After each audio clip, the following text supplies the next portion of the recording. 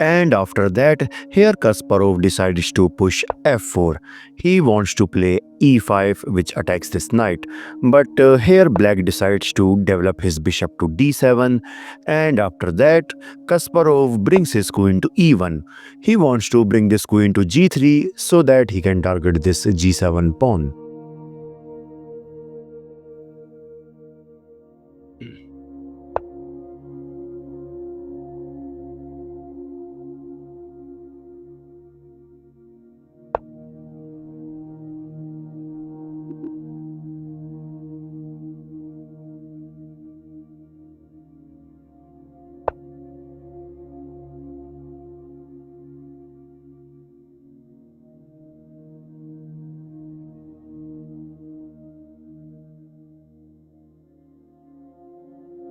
And now, here black can continue this game by capturing this knight on d4. This is because suppose if bishop takes d4, now comes bishop to c6, creating some pressure over this diagonal. And suppose if white pushed e5 so that he can attack this knight, now black can simply take on e5. And after bishop takes e5, here black can give a check from b6 square.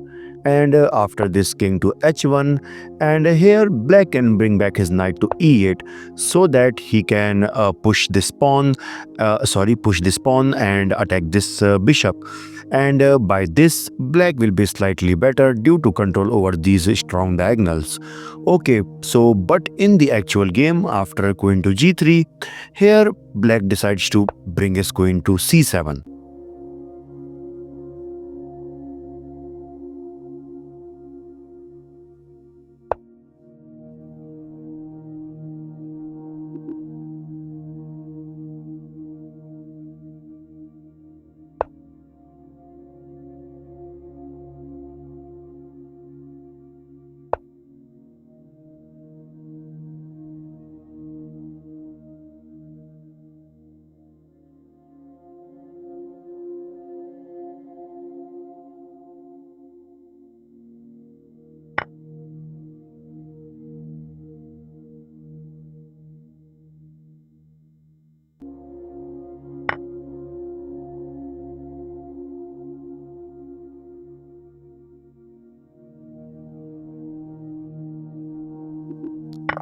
But guys, here instead of capturing this pawn, here capturing this knight on d4 might be the better option for black. This is because after knight takes d4, bishop takes d4, and since this knight is under attack, so that's why here black can bring back it to e8 square, and later he can bring this his light square bishop to c6, and then he can go for queen to b7. With this, you can see that black will get a very strong diagonal, which is directly eyeing towards this king on h1. Okay, so after knight takes e5, so after knight takes e5, but here Kasparov decides to sacrifice his rook. This is because after bishop takes f6, now Kasparov played this amazing move, which is bishop to f4, pinning this knight, and in the next move, white is going to place his knight on e4, which targets this bishop. So that is why this bishop has to move in future, and after that, white can easily capture this knight on e5. So that's why after seeing this all, here black decides to bring his queen to b6, and after that Kasparov captures on e5 and he gets back his material.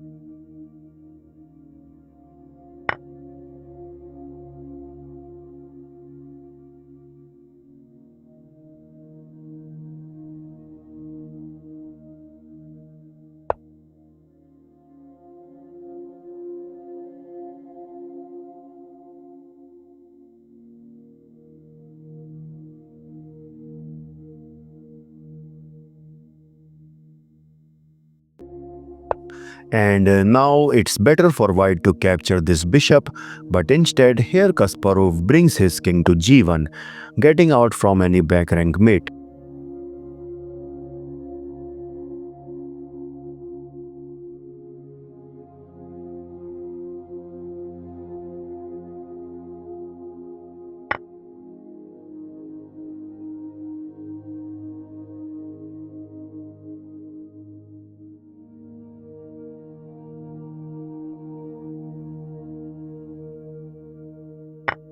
And now you can see white is threatening to capture this a6 pawn, and the best defense for that will be simply bringing back this rook to b6. But black brings his another rook into the game, and now he is attacking this c2 pawn.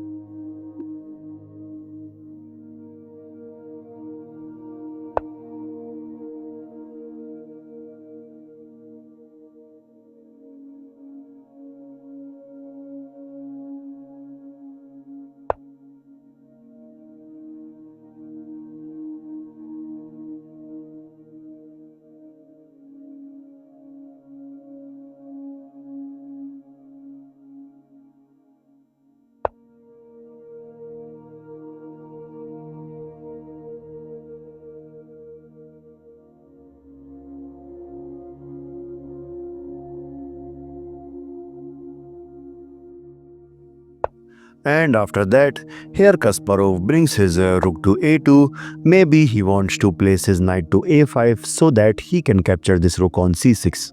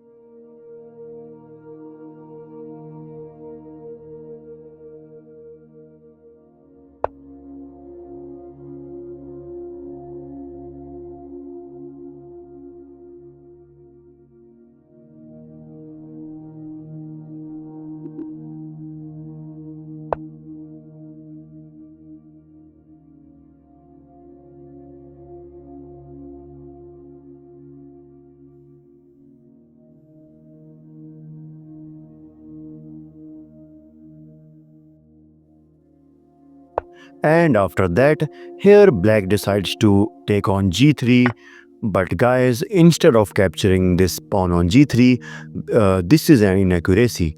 This is because after h takes g3, and obviously he cannot capture this pawn on c2 due to the threat of knight to b4, and black will have to lose one of his rooks.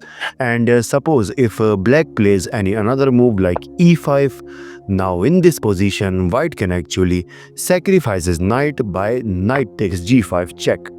And obviously you cannot capture this knight because then white will play knight takes e5 check, and yeah, this will be over for black. So that's why instead of capturing this g3 pawn in this position, the best move for black is to sacrifice his rook by rook takes e4. This is because after takes, simply rook takes c2. Okay, now this h2 pawn is attacked, and suppose if takes, now comes h3. Okay, and after that black can go for rook to h2, which attacks this h3 pawn, and if he defends this by knight to f4, now black can attack this knight by playing e5. Okay, and after suppose this knight goes to d5, and here we cannot capture this h3 pawn by our rook. This is because now this is completely losing, because after this white will capture this a6 pawn, and you can see that no one can protect this f6 pawn. And suppose if black brings his rook to b3 trying to attack this pawn, but simply rook takes f6 check, king to g8, rook to f2, and in the next move black will capture this pawn, and this will be completely winning for black. So that is why after knight to d5, here uh, it's better for black to go for rook to d2. This is because now if white captured this pawn on a6, uh, now this game is completely equal. But why? Let me show you. This is because now black can give a check from d4 square first, and after this king moves to suppose on f5, rook takes d5, and if rook takes f6 check, king to g7, and if white tries to promote his pawn, but simply rook to b5, and if rook to e6, e4 check, a discovered check by this rook, and if after king takes e4, rook takes b4 check, king to f3, rook to b3 check, king to g4, and you can see our h4 pawn is under attack, so that's why rook to g3 check. And after king takes h4, rook to b3, king to g4, rook to b1, rook to e7 check, king to f6, rook to c7. And clearly you can see that despite of having an extra pawn, white cannot break through in this position. So that's why this position is completely equal. Okay, so in the actual game, after this move, which is rook to b6,